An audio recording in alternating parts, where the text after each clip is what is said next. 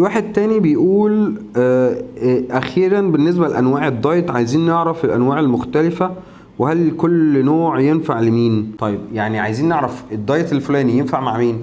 يعني احنا مثلا لو بدأنا احنا عايزين نعرف الدايت المناسب للامراض المزمنة. انسب حاجة للامراض المزمنة الدايت بتاع البحر المتوسط او ميديترينيان دايت.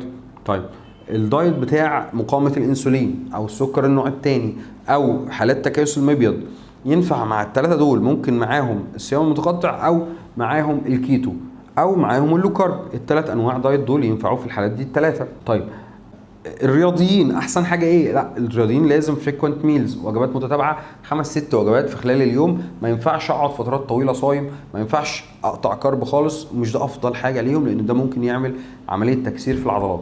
فبالتالي احنا بنقول الحالات المرضيه ممكن نستخدم لها صيام متقطع، ممكن نستخدم لها الكيتو، ممكن الافضل ان احنا نستخدم لها كمان الدايت البحر المتوسط. طيب الحالات اللي رياضيه او شخص طبيعي او نشاطه عالي الافضل فريكوينت ميلز، وجبات متتابعه عشان اوزع اللي هو الكالوريك دايت، عشان اوزع طول اليوم يبقى في اكل مغطي الاحتياجات بتاعته، مغطي النشاط بتاعه العالي اللي هو بيعمله.